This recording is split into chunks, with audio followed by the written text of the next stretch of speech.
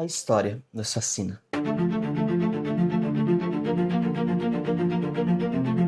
Pois é por meio dela que nós podemos descobrir um pouco sobre como algumas civilizações agiam no seu tempo, os seus costumes, como as suas cidades eram construídas, como era a sua vida no cotidiano e até mesmo as suas belas artes. Entre os diversos temas históricos que podemos encontrar, as grandes batalhas sempre estiveram e pode até vir na sua mente. Dentre as mais recentes, como a Primeira e a Segunda Guerra Mundial, ou até mesmo algumas mais antigas, como a Guerra dos 100 Anos e a Guerra de Constantinopla. Essas batalhas são famosas porque, de alguma forma, elas impactaram a sociedade de seu tempo e, por incrível que pareça, até hoje, seus impactos podem ser sentidos no mundo todo.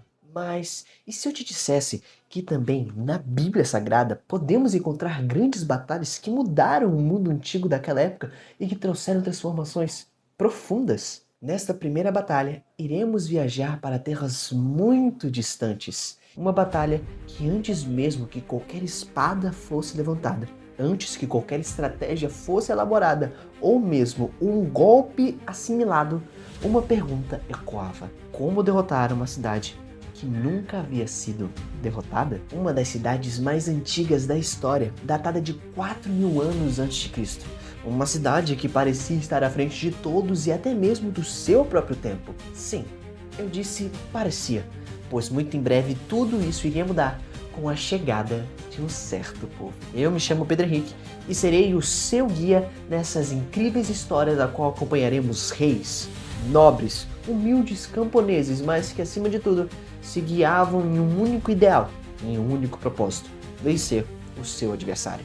Veremos glórias e derrotas, alegrias e tristezas, nesse quadro do nosso canal Batalhas Bíblicas, a história que não te contaram.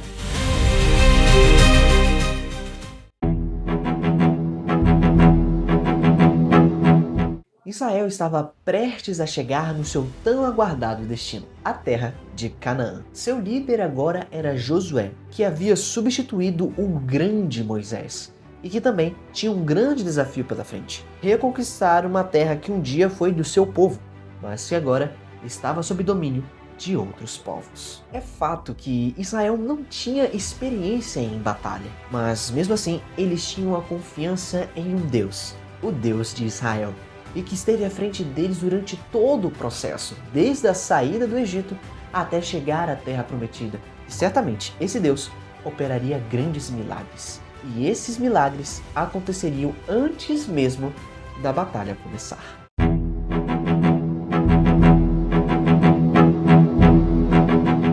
O Rio Jordão não era qualquer rio. No período em que Israel estava para atravessar ele, estava na época das grandes cheias, o que fazia o rio transbordar a medidas inimagináveis. Sua correnteza era forte o bastante para arrastar qualquer povo, e quem dirá um exército. Porém, para Deus, nada é impossível. Ao realizar o grande milagre de atravessar o povo pelo Rio Jordão, o Deus de Israel havia derrotado o Deus dos cananeus.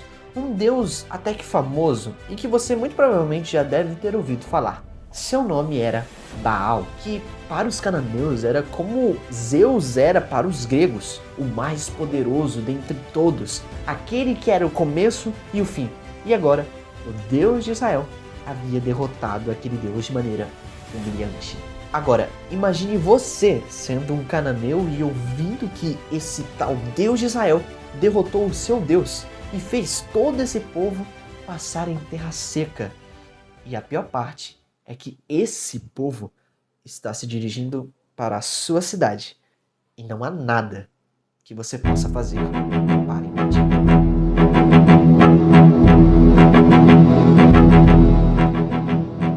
Após atravessar o Jordão, Israel agora estava na terra de Canaã oficialmente e teria agora o seu primeiro grande desafio: uma cidade. Mas não era qualquer cidade. Essa cidade era Jericó. Jericó era a primeira cidade fortificada de Canaã e que Israel teria que passar para continuar a sua campanha de conquistas, assim como está registrado em Josué, capítulo 6. Humanamente falando, seria uma tarefa muito difícil.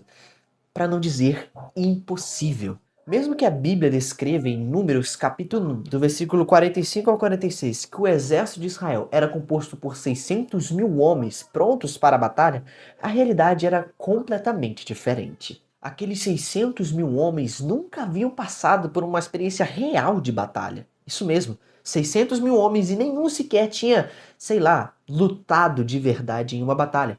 Apenas Josué e Caleb, que eram daquela geração antiga, a geração de Moisés, haviam tido alguma experiência em batalha. E você sabe muito bem, mais vale um homem bem treinado do que 10 mal preparados. A própria história já nos mostrou que nos grandes combates da história, a qualidade sempre superou a quantidade. E no caso de Israel não era diferente. E sem armaduras ou então ferramentas de cerco, seriam alvos fáceis de flechas, pedras e fundas, seriam trucidados. Parecia uma missão nada fácil para Josué. Tudo indicava para uma grande desvantagem e uma grande derrota.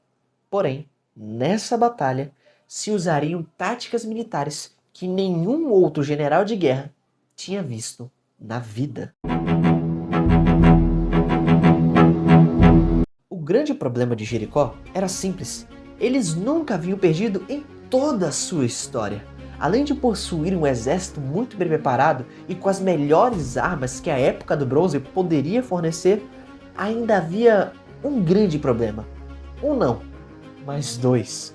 Duas muralhas muito potentes, sendo a primeira, ou seja, a externa, medida incríveis 8 metros de altura, e a interna medindo impressionantes 12 metros. Galera, 12 metros de altura. Como que vai passar disso? Não vai! Essas muralhas eram consideradas inexpugnáveis na época, o que fazia de Jericó uma cidade impossível de se invadir. E para piorar a situação dos israelitas, e sim, eu sei que eu estou repetindo essa palavra muitas vezes, mas é que a situação está bem feia para os israelitas, estava na época final de colheita, ou seja, os grãos já haviam sido recolhidos. Isso se provou ser verdadeiro quando escavações feitas pelo arqueólogo britânico John Gastarg, esse sobrenome é muito difícil, tá? Foram encontrados jarros cheios de grãos daquela época, o que significava que a cidade estava abarrotada e cheia, podendo resistir tranquilamente mais de 2 anos de cerco.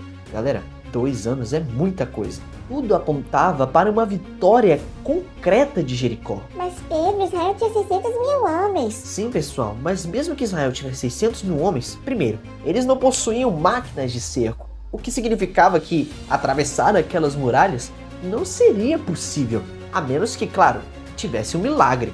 E o mais importante, mesmo que várias investidas fossem feitas contra Jericó, aqueles muros imponentes simplesmente permaneceriam intactos, fazendo com que a investida de Israel fosse um grande fracasso e muitas vidas fossem perdidas. Então você deve pensar, Pedro, então eles já eram. Então, eu não tenho tanta certeza disso.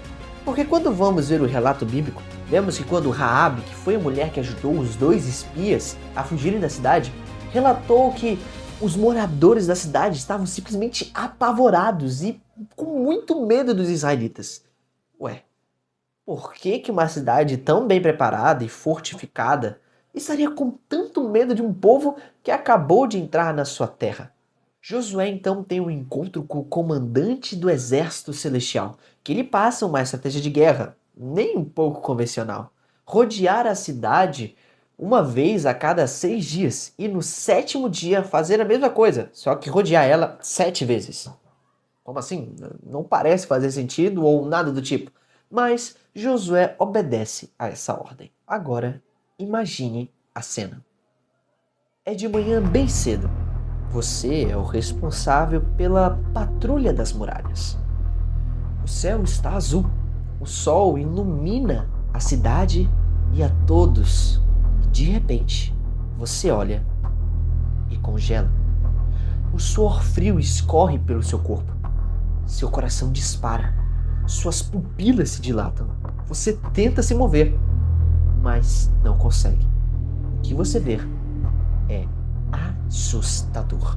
600 mil homens marchando em direção à sua cidade. Só para vocês terem comparação, o exército brasileiro atualmente tem 360 mil militares ativos. Agora imagine o dobro disso. Mas ficam, de certa forma, tranquilos, afinal, as muralhas ainda estão lá, intocáveis. Porém, tudo isso está prestes a mudar no 7º dia. No ano de 1400 a.C., Josué, liderando seus 600.000 homens, se aproximam da cidade de Jericó. Eles então fazem o que Deus havia lhes ordenado e dão 7 voltas ao redor da cidade e depois param. O silêncio é absoluto. Até que o chofar, um instrumento que os sacerdotes utilizavam, começa a ecoar por todos aqueles lugares, adentrando as moradas dos habitantes, seguido então por 600.000 vozes ecoando por toda aquela cidade com um grande grito de guerra. E aquilo que parecia impossível, que parecia ser impensável e que nem mesmo em 1 milhão de anos poderia acontecer, está acontecendo. Os muros de Jericó começam a tremer. As muralhas caem, fazendo de certa forma uma rampa natural para que o exército de Israel adentre a cidade. Meia dúzia de homens para cada metro de muralha. O massacre é total. Com a ajuda de Deus, os israelitas massacram completamente não só os soldados, como também todos os habitantes. Aquela cidade, que outrora era considerada a mais poderosa da região, acaba ruindo para o poder de Deus.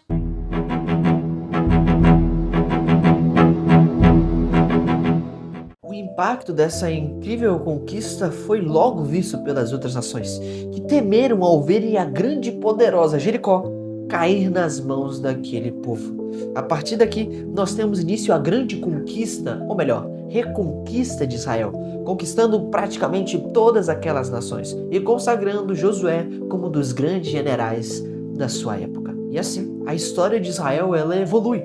Primeiro, os juízes, até chegar nos grandes reis de Israel.